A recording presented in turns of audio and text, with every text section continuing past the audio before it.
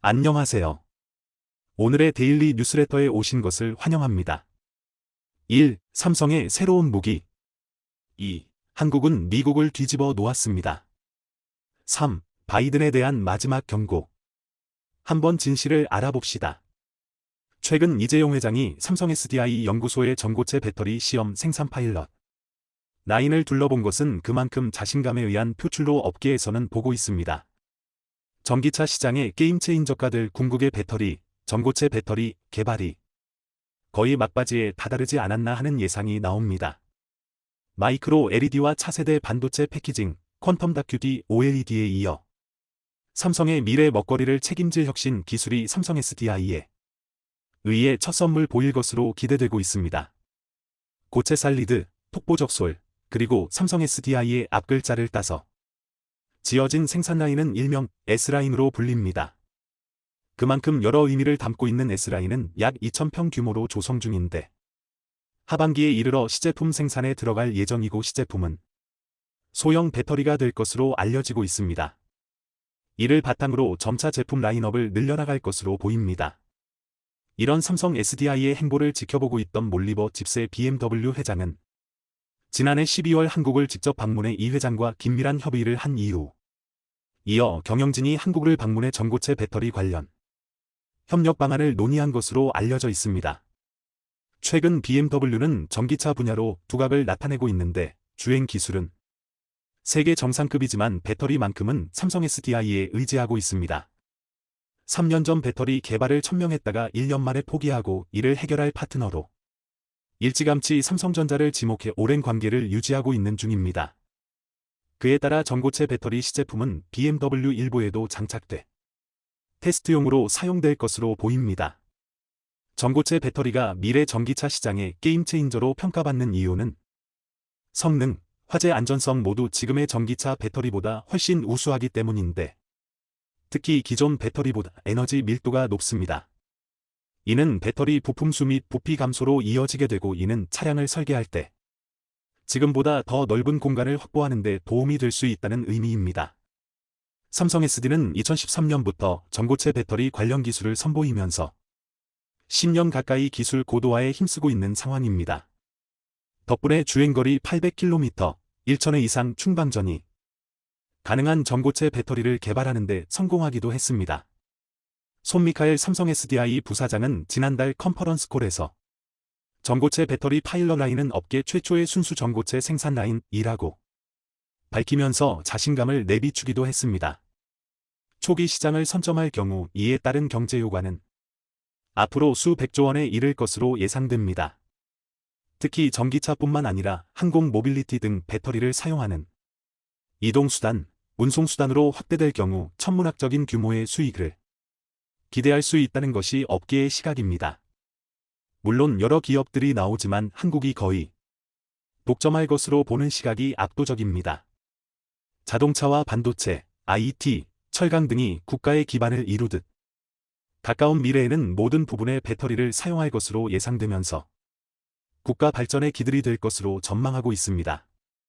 전고체 배터리를 이야기하면 여전히 뜬구름 잡는 이야기로 보는 시각이지만 삼성의 사례를 보면 알 수 있듯 올해 하반기부터 시제품 생산에 들어가고 몇 년 후에는 상용화 완성 단계에 도달하게 됩니다.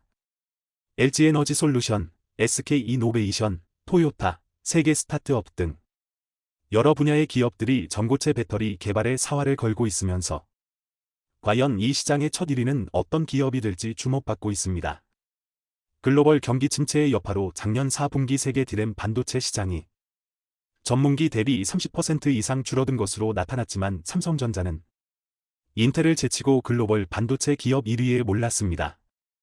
삼성전자 반도체 사업부문은 지난해 670억 5,500만 달러의 매출을 몰리면서 같은 기간 미국의 인텔 608억 1,000만 달러를 62억 4,500만 달러 10.3% 앞섰습니다. 또한 업계 1위인 삼성전자도 매출은 줄었지만 유일하게 점유물은 4.4%포인트 증가하는 위력을 발휘했습니다. 작년 4분기 세계 디램 시장 매출은 전분기 대비 32.5% 감소한 122억 8,100만 달러로 세계 금융위기가 닥쳤던 2008년 4분기에 감소폭 36%에 근접한 수준입니다.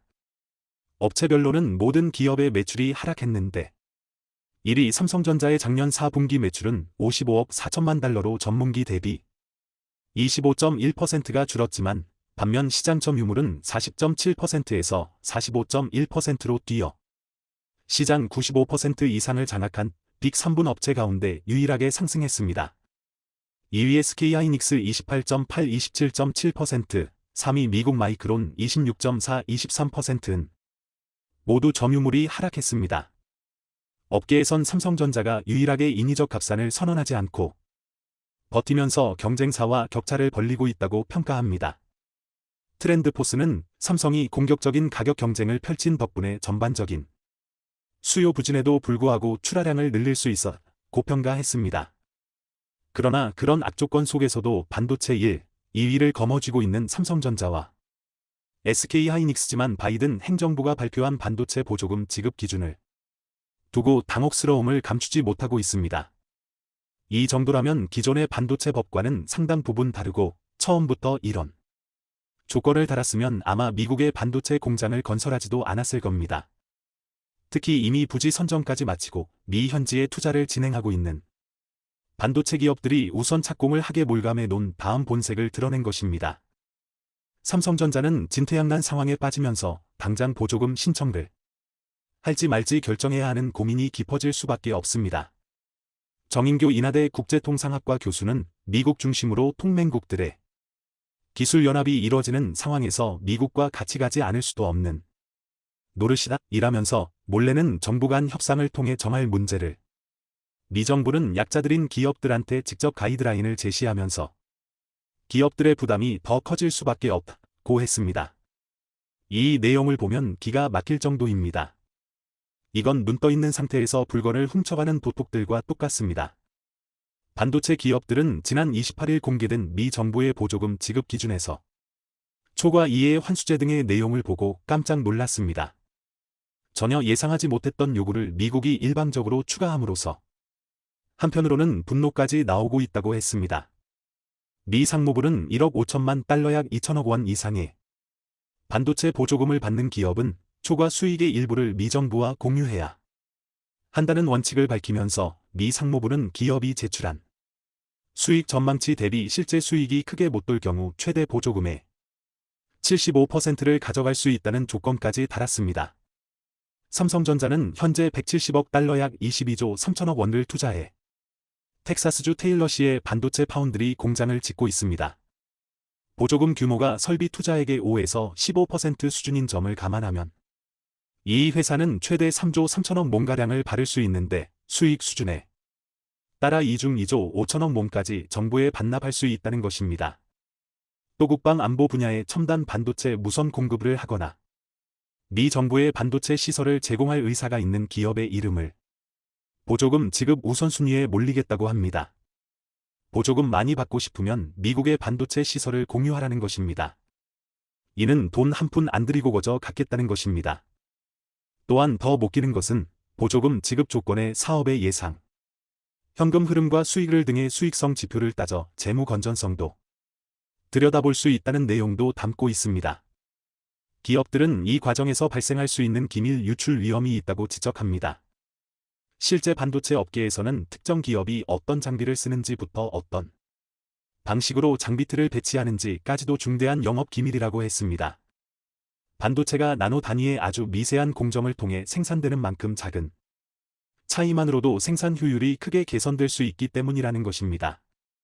삼성전자를 추격하고 있는 마이크론과 인텔에게 삼성전자의 제조 노하우가 흘러 들어갈 수 있다는 지적이 나오고 충분히 그럴 가능성이 농후하다는 것이 업계의 얘기입니다.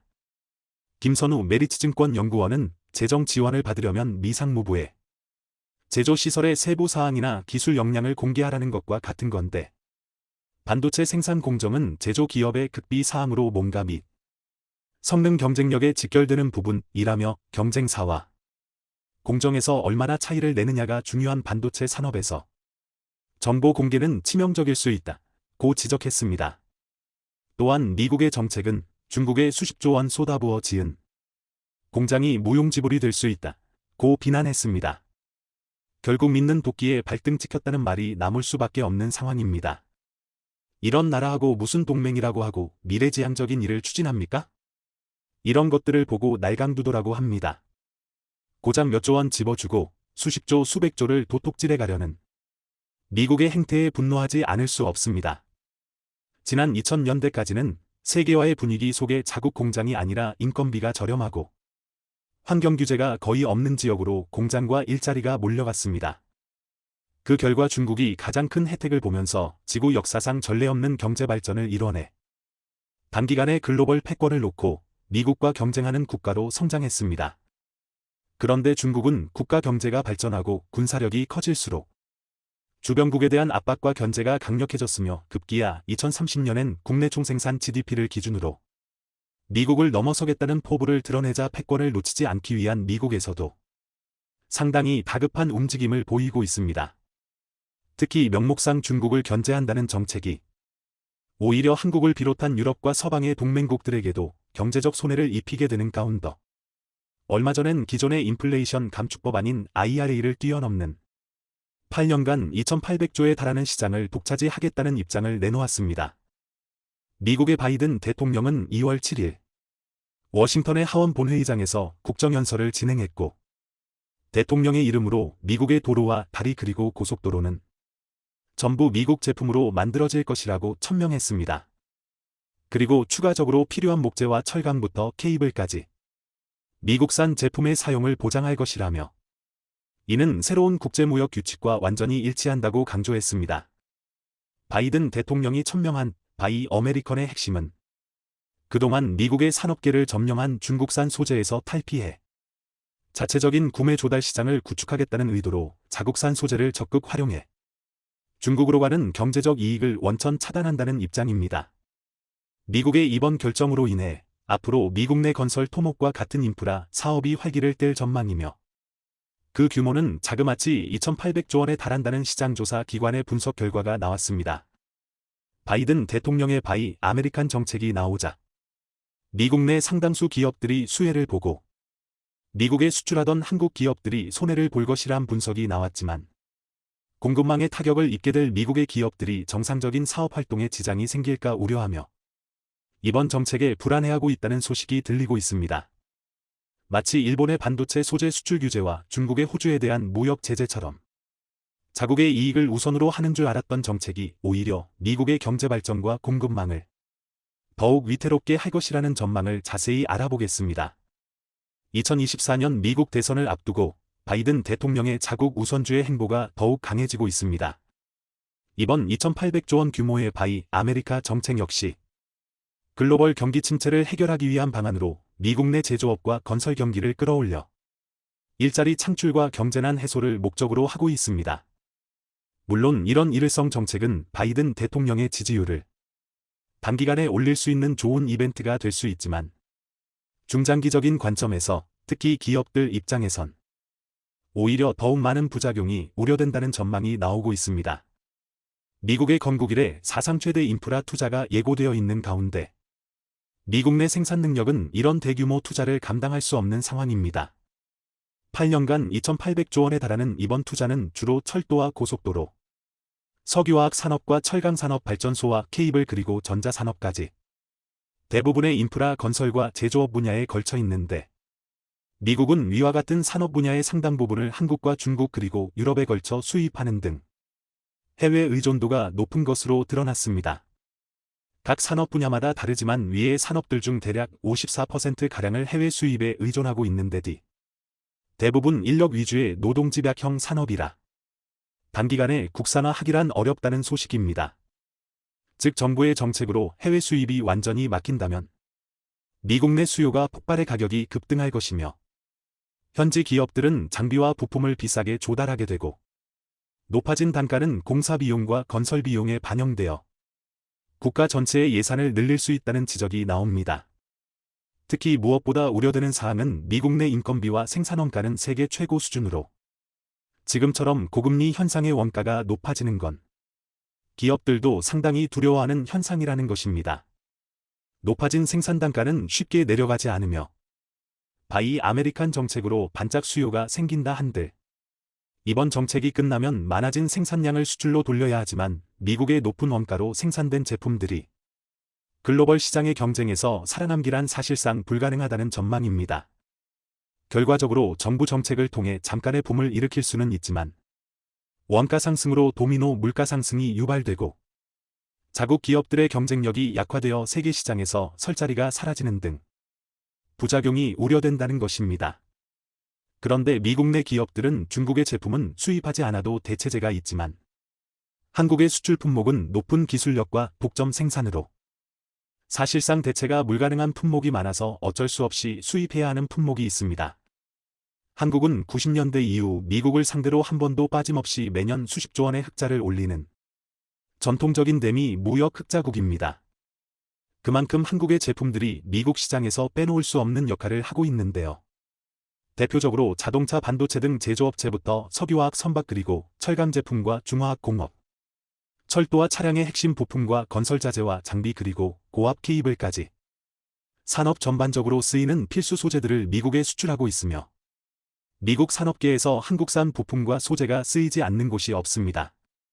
또한 저렴한 가격으로 수출하는 중국과는 다르게 한국의 제품들은 품질과 기술력을 갖춰 대체하기 어려운 상품들이 대부분입니다. 이번 정책에 우리나라 철도와 철강 수출 건설 자재와 장비 기업들과 발전소에 필수적으로 납품되는 케이블 관련 기업들까지 타격을 받을 것이란 우려가 나오지만 미국의 기업들이 수혜를 받을 것이란 주장엔 의문이 제기되고 있는 상황입니다. 미국의 기업들이 생산하는 제품들이 애초에 품질이 뛰어나고 가격이 저렴했다면 한국산 제품을 수입해 사용할 일이 없다는 것으로 이미 미국산 제품은 원가와 기술력 면에서 뒤처져 있다는 상황입니다. 이미 미국산 원자재를 사용한다는 방침에 한국 이외의 중국산 대체재를 쓸 수도 없으며 자체 개발하거나 생산하는 방법밖에 없는데 1인당 국민소득 세계 최상위권에 있는 미국이 노동집약형 산업에서 경쟁력을 가지기란 불가능에 가깝다는 지적입니다. 건설 장비업체들은 이번 정책이 오히려 좋은 기회가 된다는 입장입니다. 미국 수출 비중이 상당한 국내 중장비 제조업체인 두산 밥켓은 아예 미국 현지에 생산 공장을 보유하고 있어 오히려 미국산 우선 정책이 실현되면 수혜를 보게 될 기업으로 알려져 있습니다.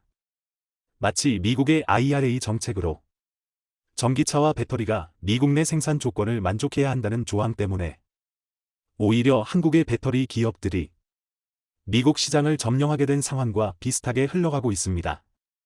현재 미국 내 배터리 기업들은 사실상 없다시피 하며 유일하게 테슬라만이 자체적인 배터리 생산 시설을 구축하겠다 발표했지만 원재료 공급망부터 공장 건설과 배터리 관련 기술력 확보까지 산 넘어 산 수준이라고 알려졌습니다. 테슬라는 전기 차량 주행 관련 소프트웨어와 자율주행 시스템 소프트웨어에 강점이 있지만 배터리 산업은 사실상 화학 분야이기에 테슬라가 기존에 고수하던 분야와는 거리가 있어 공격적인 시장 진출과 확장이 불가능해 결과적으로 한국 기업 배터리에 더욱더 의존하게 된다는 전망입니다. 이 밖에도 연간 수출 물량 270만 톤으로 쿼터제가 적용되고 있는 철강업계는 이번 정책에 큰 영향이 없는 것으로 알려졌습니다. 특히 가장 큰 수혜를 입는 쪽은 태양광과 수력풍력 발전 기업이 될 것이란 분석이 나오는데요.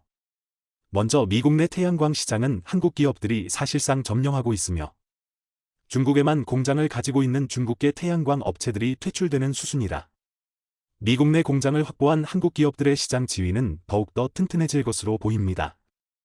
여기에 추가적으로 발전용 터빈 장비와 같은 경우엔 국내 경쟁업체들 이외에도 미국의 공장을 가진 기업들이 없어 바이 아메리칸 정책이 실시된 이후에도 수출이 가능할 것이란 전망이 나오고 있습니다. 여기에 우리 기업들 중 일부는 바이든 행정부의 이번 정책을 지켜보다가 미국 내 공장 건설을 추진할지 여부를 결정한다는 입장입니다. 한국 기업이 미국에 진출하면 얻게 되는 이점이 있습니다. 먼저 이번 인프라 사업의 5G 통신망을 비롯한 광대역 통신망도 수십조 원으로 포함되어 있는데 미국의 5G 통신 장비는 사실상 삼성전자가 대부분을 공급하고 있을 정도로 압도적인 비중을 차지하고 있습니다. 2018년을 기준으로 미국 내 통신장비 점유율은 중국이 50%로 1위였지만 국가안보와 직결된 통신장비 사업을 중국에 맡길 수 없다는 미국의 정책으로 대거 한국산으로 수요가 옮겨오고 있습니다. 2022년엔 미국 내 중국산 동신장비 점유율이 10%대 수준으로 낮아지며 낮아진 만큼의 점유율을 전부 한국의 삼성이 가져오고 있는 상황입니다. 반면 미국 자체 통신장비를 생산하는 기업이 없어 미국 당국은 이번 바이 아메리카 정책에 광대역 통신장비 사업도 포함시키고 있지만 해당 장비를 공급할 자국 기업이 없는 상황입니다. 결과적으로 국가안보와 관련된 통신장비에 중국산 제품을 도입할 수는 없기 때문에 한국산 장비의 점유율이 갈수록 더 높아질 것이란 전망이 나오는 이유입니다.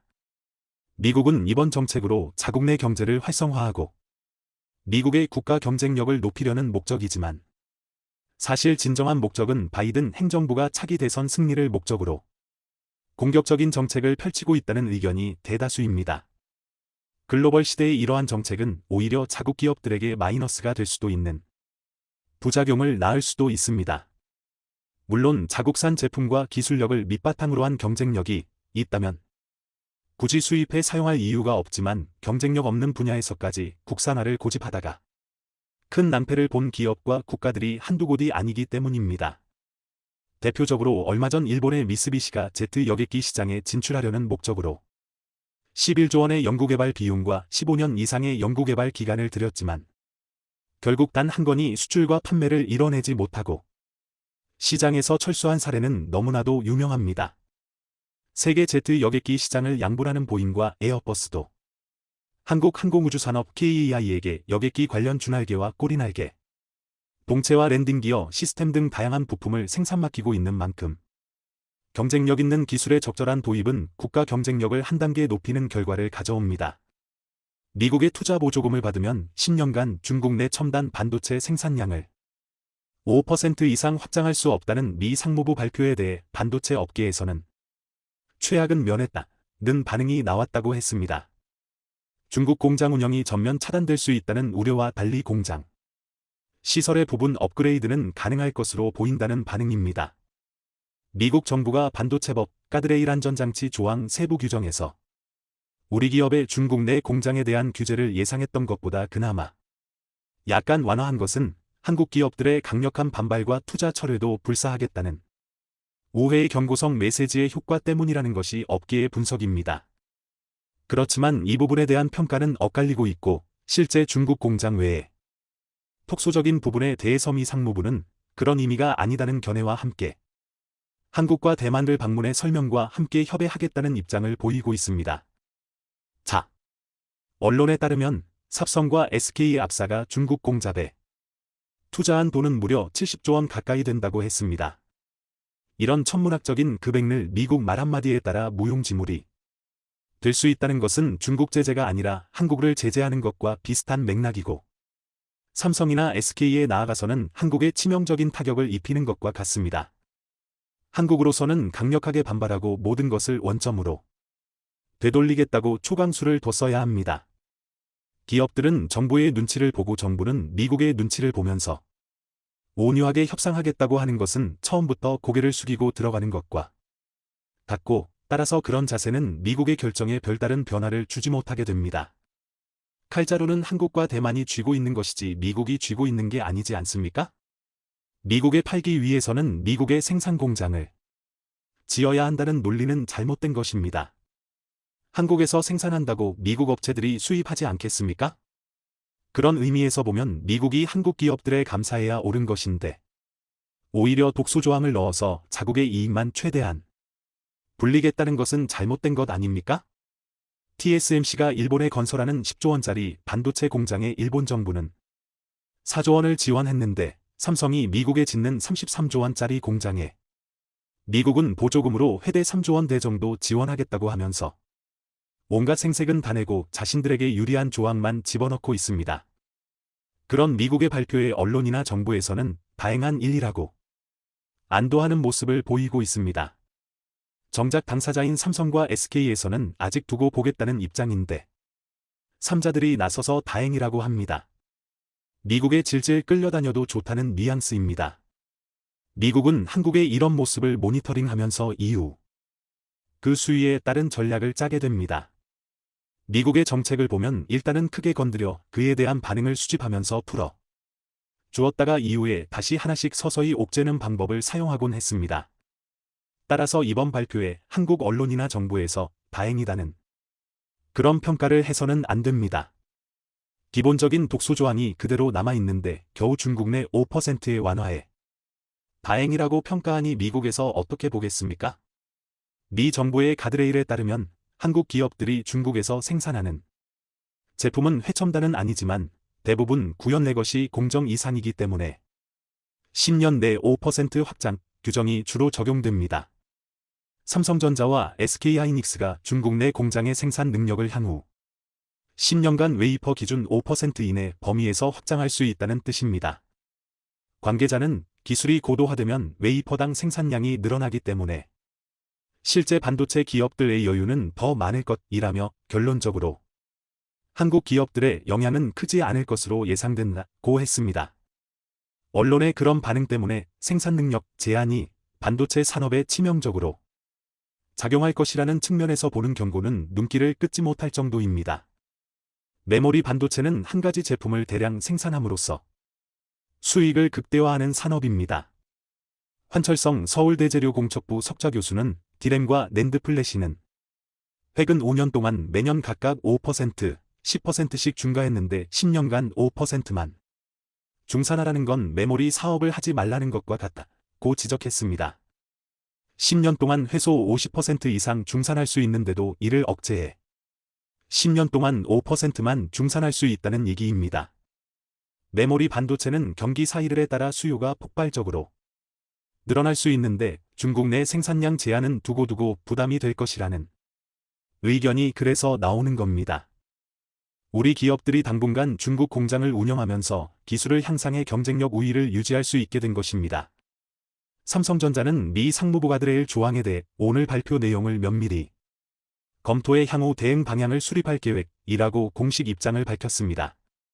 삼성전자는 이달 31일이 보조금 신청이 시작되기 때문에 남은 기간 동안 여러 논의를 거친 뒤 신청 여부를 결정할 것이라고 설명했습니다.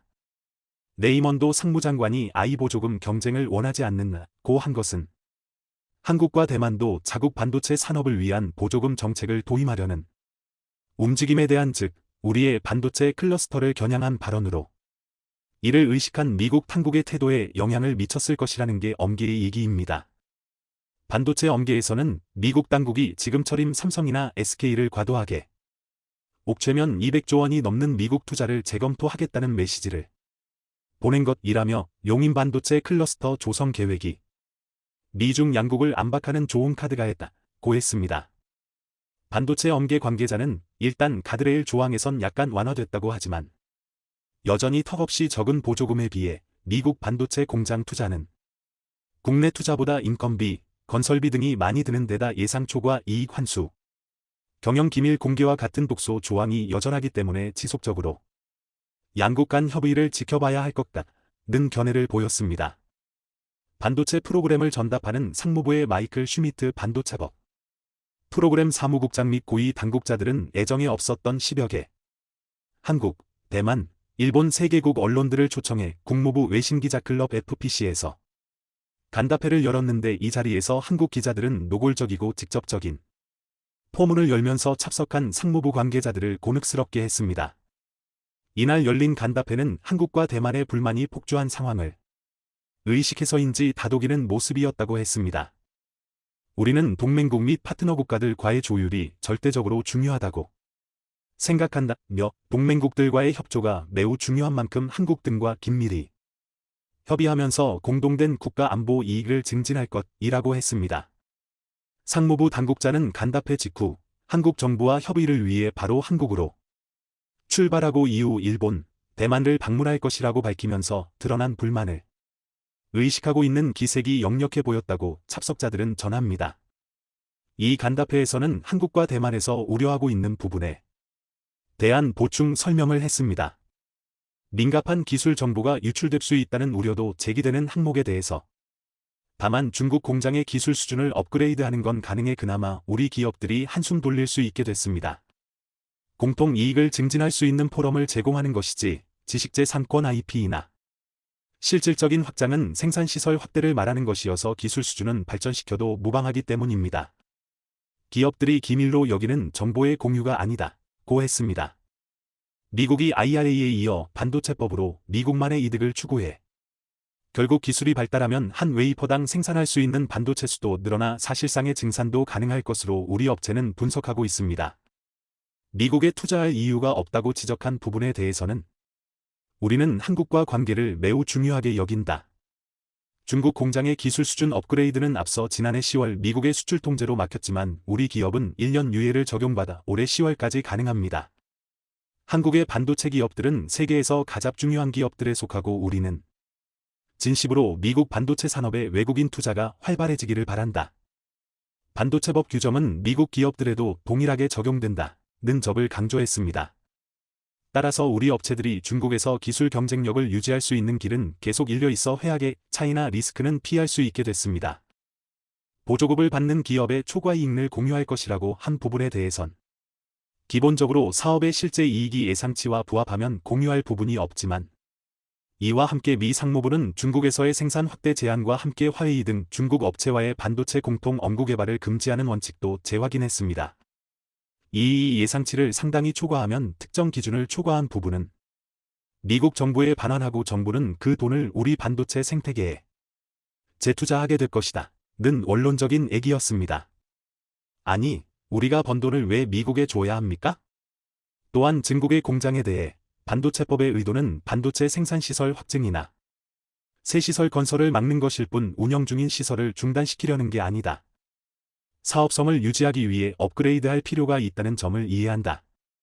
반도체과학법 하에서 기업들이 협조하고 수출통제기관의 허가가 있는 한 그런 수준의 업그레이드는 가능하다. 고 했지만 명확한 기준에 대해서는 언급이 없었습니다.